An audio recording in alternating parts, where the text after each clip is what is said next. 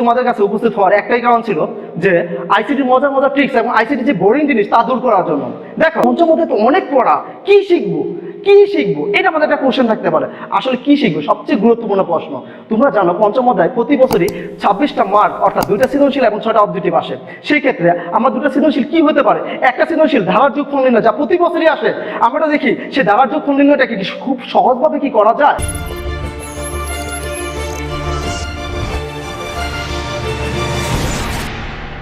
হ্যাঁ, খুবই সহজভাবে করা যায়।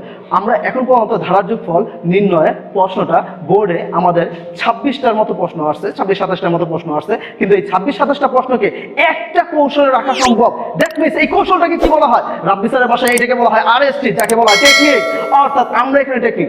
তোমার কাছে একটা কোশ্চেন আসতে পারে, স্যার এত কঠিন একটা পড়াকে আপনি সহজ ভাষায় নিয়ে আসলেন, তাহলে আপনার মাথার ভিতরে এটা কিভাবে সম্ভব? That means what? আসলে সবকিছুই সম্ভব যদি তুমি সেই জিনিসটাকে সহজ ভাষায় নাও। দেখো সেটা কি? প্রথম হলো যোগফল, পরবর্তীতে যদি আমি আসি তার পরবর্তীতে আসলে ছিল প্রথম পদ। আমি ধারাটা কিভাবে নিয়েছি আগে আমি টেকনিকগুলো তোমাদেরকে বোঝাচ্ছি। যোগফল, প্রথম পদ, শর্ত, সূত্র, বৃদ্ধি। তাহলে দেখো বৃদ্ধি অথবা হ্রাস। তাহলে আমি কি করলাম, এই সি প্রোগ্রামে ধারার যোগফলে 26টা-27টা প্রশ্নকে আমি একটা লাইনে দাঁড় করার জন্য আমি তোমাকে কি করছি, হাতের 5টা আঙ্গুল, এই হাতের 5 আঙ্গুলে তোমার সৃজনশীল মিনিমাম 13 থেকে 14 কমপ্লিট করা সম্ভব। কিভাবে? আবারও বলতেছি, যোগফল, প্রথম পদ, শর্ত, সূত্র, বৃদ্ধি অথবা কি হ্রাস। তাহলে এখন চলে আসো আমরা একটা কোশ্চেনে কিভাবে এটাকে সমাধান করা সম্ভব। তাহলে দেখি আমরা প্রথমে ধারা যোগফল নির্ণয় আমরা একটা কোশ্চেন নিলাম। যে প্রশ্নটা আমরা নিছি সেই প্রশ্নটা হলো ঢাকা বোর্ড 2019 সালে একটা প্রশ্ন, এবং এই প্রশ্নটার মধ্যে আমরা যদি ফার্স্টেই দেখি আমাদের কোশ্চেনের মধ্যে আছে 1 + 2 + 3 + 4 প্লাস n ধারার যোগফল নির্ণয়। প্রশ্নের মধ্যে খেয়াল করে রাখো, এই যে ধারার যোগফল নির্ণয়ের যে প্রশ্নটা আমি তোমাদেরকে দিছি, এই প্রশ্নটা আমি সলভ করবো ঠিক আমার এই হাতের 5টা আঙ্গুলের মাধ্যমে। যোগফল, প্রথম পদ, শর্ত, সূত্র, বৃদ্ধি অথবা কি হ্রাস। তাহলে আমরা দেখি আসলে কি কি। আমি সেই টেকনিকগুলো আমি আবার লিখে নিলাম, কিন্তু এই টেকনিকগুলো কার সাথে ফেলাবো? অবশ্যই এই প্রশ্নের সাপেক্ষে। তাহলে প্রশ্নের সাপেক্ষে যদি আমি এটাকে বের করতে চাই, তাহলে আমরা এই টেকনিকটাকে কিভাবে আমি রূপান্তর করা সম্ভব, কিভাবে আমার পরীক্ষায় রূপান্তর করা সম্ভব। তাহলে একটু ফার্স্টে দেখি, আমরা যাকে বলছি যোগফল, একটু খেয়াল করে দেখো, সেখানে আমি s = 0 দিচ্ছি। আচ্ছা, এখন শিক্ষার্থী তোমরা একটু খেয়াল করে দেখো, স্যার আপনি এখানে s = 0 দিচ্ছেন কেন? এখানে s = 0 এর জায়গায় 1 দেন, 2 দেন, 3 দেন, 4 দেন, এবং আপনি যে প্রশ্নটা যে দিচ্ছেন সেই প্রশ্নের মধ্যে কোনো জায়গায় তো কোনো 0 নাই। তাহলে আপনি 0 আনলেন কই থেকে? একটু খেয়াল করে দেখো, আমরা যদি এখানে s = 0 অর্থাৎ এই ধ্রুবক মান যদি এখানে ব্যবহার না করি, তাহলে কি কিন্তু কোনোদিনও ধারা তৈরি হবে না। তাই প্রথমে সেটা বৃদ্ধি পাচ্ছে, যার কারণে আমি যদি এখানে 0 দিই, তাহলে 0 আর 1 যোগ করলে 1, অর্থাৎ আমার প্রথম পদটা কি আছে, ধারাটা ঠিক থাকতেছে। আসলে এটা কি হলো, একটা স্ট্যাটিক মান অর্থাৎ একটা ধ্রুবক সংখ্যা, অর্থাৎ s = 0, যাকে আমি যোগফল দ্বারা সূচিত করেছি। পরবর্তী কাজ, প্রথম পদ। একটু খেয়াল করে দেখো এখানে প্রথম পদ কত আছে, 1। আচ্ছা, প্রথম পদ ইংলিশ কি? Inertial value. প্রথম পদ ইংলিশ কি? Inertial value. তাহলে আমি এখানে ইনার্শিয়াল ভ্যালুর i টার্ম যদি আমি এখানে বসাই, তাহলে i = কত, 1। দ্যাট মিন্স এই প্রশ্নের প্রথম পদ কত, 1। এখন যদি প্রশ্নটা যদি না থেকে, যদি আমাদের এটা যদি থাকতো রাজশাহী বোর্ড 2017 সালের প্রশ্ন, যদি এখানে থাকতো 10, যে প্রশ্নটা ছিল সেখানে ছিল 10, পরে ছিল 20, পরে ছিল 30, পরে ছিল 40, এরকম করে বেড়েছে। তাহলে সেই ক্ষেত্রে এখানে প্রথম পদ কত ছিল, 10। তাহলে এখানে i এর মান কত বসাবো? অবশ্যই 10। আচ্ছা, আমরা পরবর্তীতে কাজ আসি, সেটা হলো শর্ত i ≤ n, অর্থাৎ এই কন্ডিশনটা আমাকে বসাইতে হবে। অর্থাৎ ধারাটা ততক্ষণ পর্যন্ত চলতে থাকবে যে কোনো প্রশ্ন আমাকে দেওয়া হোক। এই 27টা প্রশ্নের টেকনিক হলো একই প্রশ্ন যদি তুমি আনতে পারো, তাহলে সেটা কি হলো, i ≤ n, অর্থাৎ কি এখানে যদি i এর মান 1 হয়, 1 অবশ্যই কি n এর থেকে ছোট অথবা তা কি তা সমান হবে। কারণ ধারাটা ঘুরতে ঘুরতে এক সময় n এর মান এবং i এর মান সমান হবে যদি এটা জানা মান থাকতো। পরবর্তী কাজ, সূত্রটা হলো কি s = s + i। তো তোমার কাছে কোশ্চেন থাকতে পারে, স্যার আবার s = s + i, এটা কই থেকে আসলো? আমরা কিন্তু ছোটবেলায় সংখ্যা শিখছি, সংখ্যা যোগ করে শিখছি, 1 এর পর 2 শিখছি, 2 এর পর 3 শিখছি, 3 এর পর 4 শিখছি। কিভাবে শিখছি? আগের পদের সাথে আমরা যোগ করছি। দ্যাট মিন্স যোগফল পূর্ববর্তী যোগফল প্লাস i, অর্থাৎ যেই পদটাই আমরা বের করতে যাই না কেন, আগে যোগফল পূর্ববর্তী যোগফল প্লাস কত, i। যেমন 2 আমি বসাতে গেলে কি করতে হয়, আমার পূর্ববর্তী যোগফল কত, 1 থাকে, 1 এর সাথে 1 যোগ করলে কত হয়, 2 হয়। এইভাবে আমরা এই সূত্রটাকে বের করছি। পরবর্তী ক্লাস হলো বৃদ্ধি। আমরা যদি এখন দেখি এটা বৃদ্ধি হতে পারে অথবা হ্রাস হতে পারে। যেহেতু এখানে প্রশ্নটা আমাদের কি হয়েছে, বাড়তেছে। কত করে বাড়তেছে? ডিউরেশন কত, 1 করে। তাই i = i + 1। এখন তোমার কাছে প্রশ্ন থাকতে পারে, স্যার এই i মানে কি, আবার এই i মানে কি? এই আই মানে আমি এখানে বাংলায় লিখে দিচ্ছি প্রথম পদ, দ্যাট মিনস এটাকে বলা হচ্ছে ইনার্শিয়াল ভ্যালু। কিন্তু এখানে আই মানে কি, এখানে দিচ্ছি বৃদ্ধি, বৃদ্ধি ইংলিশ কি ইনক্রিজ, যার কারণে আমার এখানে প্রথম পদ দিতেছে আই ইজ ইকুয়াল, মানে মানটা দিতে হয়েছে আই ইজ ইকুয়াল অর্থাৎ increase is equal two I plus 1 অর্থাৎ 1 করে বাড়তেছে। এই ছিল আমার টেকনিক। তুমি যদি কষ্ট করে এই 5টা লাইন যদি তুমি মনে রাখতে পারো তাহলে খুব সহজে আমার 26টা বোর্ডের প্রশ্ন জীবন আর পড়তে হবে না। 26টা প্রশ্ন ভিন্ন হইতে পারে কিন্তু উত্তর আমার একটাই। এখন আমরা চলে আসি, আমরা একটা প্রশ্ন সলভ করি। এই প্রশ্নটাকে যদি আমি সলভ করি তাহলে এই প্রশ্নটাকে আগে লিখে নিলাম যে কিভাবে s = 0, i = 1, i less than equal to s = s plus i এবং i = i plus plus আমরা এই মানটা কিভাবে বের করতে পারি। আমরা এটা বের করার পর আমরা একটা সি প্রোগ্রাম করতেছি। সুপ্রিয় শিক্ষার্থী, আমরা যখনই কোনো কিছু সি প্রোগ্রাম করি ফার্স্টে আমাদেরকে একটা ইনক্লুড মানে ফার্স্টে একটা লাইব্রেরি ফাইল দিতে হয় #include stadio.h। পরবর্তীতে যদি আমরা দেখি আমরা এখানে বসাবো কি মেইন ফার্স্ট ব্র্যাকেট, কি বসালাম মেইন ফার্স্ট ব্র্যাকেট ডিক্লেয়ার করে দিলাম। পরে আমরা সেকেন্ড ব্র্যাকেটের প্রোগ্রামটা শুরু করলাম। কিন্তু এখনই সবচেয়ে বড় একটা ঝামেলা, 26টা প্রশ্ন একটা জায়গায় লাগতে হবে কিন্তু অবশ্যই তোমাকে কি থাকতে হবে, উপস্থিত বুদ্ধি থাকতে হবে। তাহলে উপস্থিত বুদ্ধিটা কি, একটু যদি প্রশ্নের মধ্যে তাকায় দেখো এখানে কত আছে 1 + 2 + 3 + 4, দ্যাট মিনস এগুলোকে কি বলা হয় জানা মান এবং এগুলো প্রত্যেকটা কি পূর্ণ সংখ্যা। তাহলে প্রোগ্রামটাকে যখন তুমি ডিক্লেয়ার করবে তখন কি দিয়ে করতে হবে ইন্টিজার, অবশ্যই সেই ভেরিয়েবলটা কি থাকতে হবে ইন্টিজার। মাথার কি আছে, ইচ্ছা করে তুমি কিন্তু ফ্লোট দিতে পারতা কিন্তু এখানে ফ্লোটের কোনো ভগ্নাংশ অর্থাৎ ভগ্নাংশের কোনো কিছু নাই, বিদায় তোমাকে এখানে অবশ্যই ইন্টিজার দিতে হবে। আর একটা জিনিস INS, sir what is INS? IS মানে কি? আই মানে হলো আমি যদি এখানে দেখি 1 2 3 4 এইগুলো সবগুলো হলো জানা, তাই কি আমরা এখানে কি দিয়েছে আই, এখানে এখানে যে জিনিসটা দেওয়া আছে এনটা হলো কি অজানা মান, অর্থাৎ যাকে আমরা কি করি ইনপুট বলি। কোনো প্রশ্নের মধ্যে যদি কোনো চলক বিদ্যমান থাকে তখন আমরা সেটাকে আমরা কি করি ইনপুট হিসেবে প্রকাশ করি। এবং সবচেয়ে বড় জিনিস দেখো এখানে কি বের করতে বলছে ধারার যোগফল, দ্যাট মিনস আমাকে সাম বের করতে বলছে, যার কারণে আমি এখানে এস দিচ্ছি। আমি আরেকবার বলতেছি যদি এখানে থাকতো 1 + 2 + 3 + 4 ... 100 তাহলে কিন্তু আমি কখনো INS বসাইতে পারতাম না, কারণ 1 2 3 4 এইগুলোর জন্য যদি আমি আই দেই, এইগুলোর জন্য যদি আমি আই দিই, এখানে যদি 100 থাকে তাহলে ওটাও কি হবে অবশ্যই আই, তখন সেই ক্ষেত্রে আই আর এস। তাহলে এই লাইনটা কখন বসবে, তুমি অবশ্যই এই লাইনটা বসানোর জন্য প্রশ্নকে খেয়াল করবা। কাকে খেয়াল করবা? প্রশ্নকে খেয়াল করবা। অবশ্যই তুমি কি করবা প্রশ্নের উপর ভিত্তি করে এই মানটা বসাবা। পরবর্তী লাইনে আসি, যেহেতু আমরা দেখছি এই লাইনের মধ্যে কি আছে এন আছে, মানে কি আছে ইনপুট বিদ্যমান আছে। তো ইনপুট বিদ্যমান থাকলে অবশ্যই কম্পিউটারকে সেটাকে ডিক্লারেশন করতে হবে কার ভাষায়, প্রিন্ট এফ। আমি এর আগের বারও যখন আমি সি প্রোগ্রাম করেছিলাম তখন তোমাদেরকে বলে দিয়েছিলাম যখন কোনো একটা প্রশ্নের মধ্যে বা কোনো একটা টপিকের মধ্যে এফ শব্দটা জোড়া থাকবে, দ্যাট মিনস একে বলা হয় ফাংশন ভেরিয়েবল, তখনই first bracket invert comma automatically চলে আসবে। আমরা এই প্রশ্নে কাকে চিনাইতে হবে এন কে, তাহলে আমরা লিখছি এন্ড দ্য লাস্ট নাম্বার অর্থাৎ শেষ নাম্বারটাকে আমরা চিনাই দেই। পরবর্তী যেহেতু আমি এটাকে ডিক্লেয়ার করছি কিন্তু এটা সি ভাষায় যখন ডিক্লেয়ার করব আমি যদি দেখি এন্টার দ্য লাস্ট নাম্বার কয়টা আছে একটা, এন্টার দ্য লাস্ট নাম্বার কয়টা আছে একটা আছে, তাহলে পার্সেন্টেজ কয়টা হবে একটা। এবং তাকে যদি আমি পরিচয় করাইতে হয় কি দিয়ে পরিচয় করাবো, এন্ড দিয়ে, কারণ আমাকে এন্ডটাই দেওয়া আছে এন্ড এন।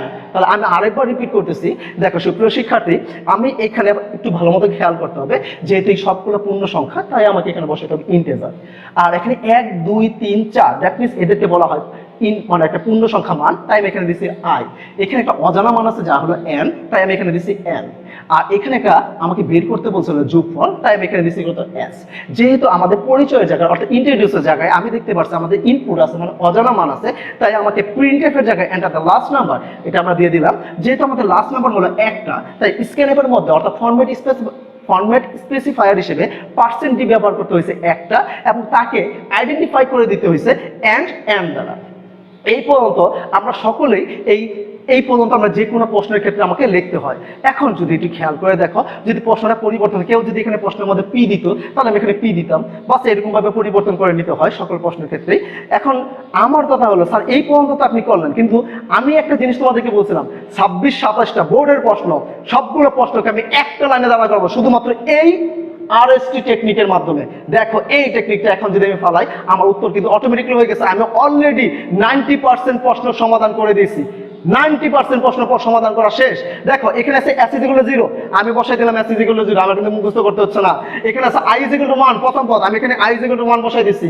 এখন দেখো এখানে আছে i <= n, এটাকে বলা হচ্ছে শর্ত। তাহলে আমি জাস্ট শুধুমাত্র এখানে কি করছি while i <= n। একটু খেয়াল করো সুপ্রিয় শিক্ষার্থী, দেখো এখানে দেখো সেমিকোলন চিহ্ন দেওয়া আছে, এখানে দেখো সেমিকোলন চিহ্ন আছে কিন্তু এখানে সেমিকোলন চিহ্ন নাই, কারণ কি কন্ডিশনে পরে কখনো সেমিকোলন চিহ্ন ব্যবহার করা হয় না। আচ্ছা তার পরবর্তী বাকি আছে s = s + i বসাই দিলাম। I is equal two I plus one বসাই দিলাম। দেখো 5টা লাইন হুবহু ছিল, হুবহু বসাই গেছি, অর্থাৎ টেকনিক আমি আগেই করে ফেলছি, যার সাহায্যে আমি অ্যালগরিদম, ফ্লোচার্ট এবং সি প্রোগ্রাম খুব সহজে আমি শেষ করতে পারি। আমার কিন্তু কোশ্চেন শেষ। এখন আমাকে কি করতে হবে? শুধুমাত্র আমাকে কাকে বের করতে হবে? দেখো আই শেষ, এন শেষ, এস মানটা শুধু বাকি আছে। তাহলে আমি এস এর মানটা যদি বোঝাই যেতে পারি, দ্যাট মিন্স এটাকে বলা হয় আউটপুট, যা প্রিন্টএফ দ্বারা প্রকাশ করা হয়। কাকে বের করতেছি? টোটাল সাম। এবং এখানে ইনপুট ছিল একটা, পার্সেন্টেজ একটা, আউটপুট একটা, পার্সেন্টেজ কটা একটা, এবং সেটা কে? অবশ্যই এটা সেটা এস, এবং লাস্টে কি করলাম? একটা সেকেন্ড ব্র্যাকেট দিয়ে দিছি। এইটাই ছিল আমাদের হোয়াইল লুপের স্ট্রাকচার, এটা ছিল হোয়াইল লুপের। দেখো আমরা হোয়াইল লুপের প্রোগ্রামগুলো আমাদের মুখস্থ করার কোনো দরকার নাই। আসলে কেন দরকার নাই? তুমি যদি এই কৌশলটা ব্যবহার করো, এখন যদি তোমাকে যে কোনো প্রশ্ন তোমাকে দেওয়া হয়, সকল প্রশ্নের ক্ষেত্রে তুমি শুধুমাত্র এই টেকনিকটা অনুযায়ী শুধু এই অংশটুকু শুধু পরিবর্তন হবে, বাকি যা আছে সব এক। সুপ্রিয় শিক্ষার্থী, এখন আমরা নতুন একটা প্রোগ্রামে যাই। আমরা জানি আমাদের সি প্রোগ্রামগুলো সাধারণত একটা দেওয়া থাকে আর একটা করতে বলে। আমরা যে লুপগুলো পড়তেছি, আমরা লুপ হলো 3 প্রকার: for loop, while loop, do while loop. আমরা এখন যেই প্রোগ্রামটা দেখলাম সেটা হলো হোয়াইল লুপ। এখন যদি আমরা সামনের দিকে যাই, আমরা আরেকটা প্রশ্ন, একই প্রশ্ন নিলাম, কিন্তু এই প্রশ্নটা আমরা কি করব? ফর লুপে করব। তাহলে আমি প্রথমে এটাকে সি প্রোগ্রাম করতে যাচ্ছি, যেহেতু তোমাদেরকে আমি সি প্রোগ্রাম বোঝাচ্ছি এবং হোয়াইল লুপ এটা দেখাইছি। তাহলে এখন একটু খেয়াল করে দেখো, সি প্রোগ্রাম কি করব? For loop. কিন্তু একটা মজার জিনিস, রাব্বি স্যার মানে টেকনিক, তোমাকে মনে রাখতে হবে আমি টেকনিক ছাড়া কখনো কোনো পথে হাঁটি না। তো সেই ক্ষেত্রে আমি এখানে কি ব্যবহার করতে পারি? একটা জিনিস ব্যবহার করছি, আই বাই এস এর জায়গা নাই। কি ব্যবহার করছি? আই বাই এস এর জায়গা নাই। মানে কি স্যার, এটা কি বুঝান আপনি? দেখো একটু খেয়াল করে দেখো, এখানে দেখো আই ভাই একটু খেয়াল করে দেখো, এই যে 5টা লাইন লিখছি, এই 5টা লাইনের ভিতরে কিন্তু তোমার আই আছে। আসলে আই বাই যত আই আছে সবাই বাই, আর যারা এস আছে এদের কোনো জায়গা নাই। আসলে এই কথাটাই বুঝাইতেছি। দেখো আই ইজ ইকুয়াল টু 1,